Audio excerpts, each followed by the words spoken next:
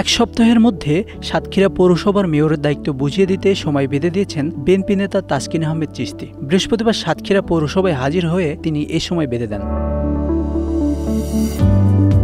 এ সময় তিনি বলেন, 2023 সালে মেয়র পদে নির্বাচিত হয়েও বিগত ফ্যাসিস্ট সরকার রাজনৈতিক প্রতিহিংসার কারণে বেআইনিভাবে মেয়র পদ শূন্য ঘোষণা করেন। এরপর উপনির্বাচনের প্রস্তুতি গ্রহণ করেন। উক্ত আদেশের বিরুদ্ধে হাইকোর্টে রিট পিটিশন দাখিল করলে আদালত স্থগিতাদেশ প্রদান করেন। দীর্ঘ শুনানির অন্তে চলতি বছরের 1 জানুয়ারি হাইকোর্ট বিভাগের দ্বৈত বেঞ্চ রুলটি নিষ্পত্তি করেন। আইনগতভাবে এখনও নিজেকে মেয়র দাবি করে তিনি বলেন, সরকার পৌরসভায় প্রশাসক বসিয়েছে, আমরা সম্মান দেখিয়ে উকিল নোটিশ পাঠিয়েছি। 7 দিনের মধ্যে মেয়রের দায়িত্ব বুঝিয়ে না দিলে বৃহত্তর আন্দোলনের কর্মসূচি হাতে নেওয়া হবে।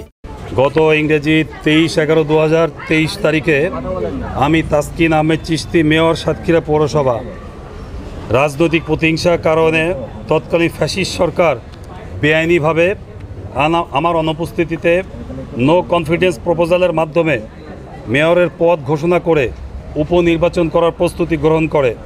পরবর্তীতে আমি সংক্ষুব্ধ হয়ে তৎকালীন ফ্যাসিস্ট সরকারের মেয়রের শূন্য পদ ঘোষণাকে অবৈধ বেআইনি আদেশের বিরুদ্ধে মহামান্য হাইকোর্টে রিট পিটিশন দাখিল করলে গত ইংরেজি 11/12/2023 তারিখে উক্ত আদেশের ওপর স্থগিতাদেশ প্রদান করেন। পরবর্তীতে সরকার পক্ষ অ্যাপিলেট ডিভিশনে আবেদন করেন।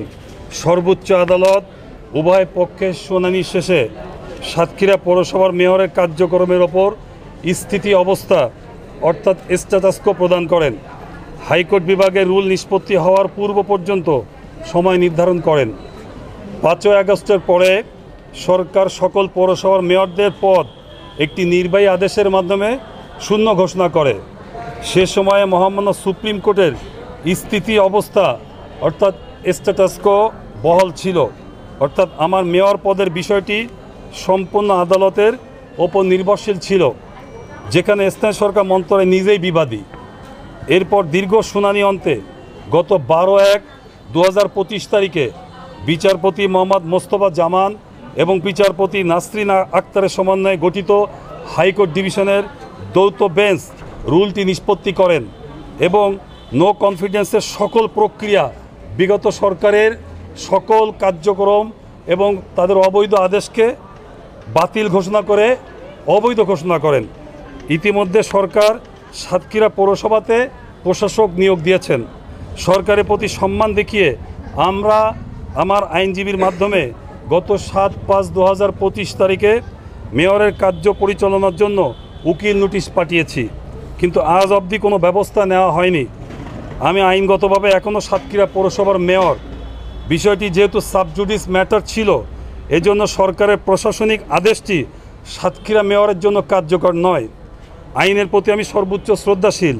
আইনজীবীর মাধ্যমে আমি যে নোটিশটি পাঠিয়েছি সেই নোটিশটি যথাযথভাবে ব্যবস্থা করার জন্য এবং বাংলাদেশের সর্বোচ্চ আদালতের প্রতি সরকার আইন মেনে চলবে এবং সুবিচার প্রতিষ্ঠিত হবে, নাগরিক সেবা নিশ্চিত করার জন্য সাতক্ষীরা পৌরসভার মেয়রের প্রতি বিগত দিনে যেমন ফ্যাসিস্ট সরকার অন্যায় করেছে, বর্তমান সরকার অন্যায় করবে না।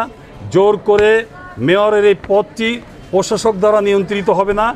সর্বোচ্চ আদালতের আদেশটি তারা সম্মান দেখাবে, এটি এই শহরে নগরবাসী প্রত্যাশা করে, আমি ব্যক্তিগতভাবে প্রত্যাশা করি। আমরা বলতে চাই, আমরা 7 দিনের উকিল নোটিশ পাঠিয়েছি। আমরা সরকারকে আরও একটি সময় দিব। এই সময়ের মধ্যে তারা যদি মহামান্য সর্বোচ্চ আদালতের নির্দেশনা না মানে, আমরা অবশ্যই বৃহত্তর জনগণকে সাথে নিয়ে জনগণের ন্যায় বিচার প্রতিষ্ঠার জন্য, জনগণের জনসেবা নিশ্চিত করার জন্য কঠোর থেকে কঠোর আন্দোলনের কর্মসূচি ঘোষণা করব। Bangla affairs news desk.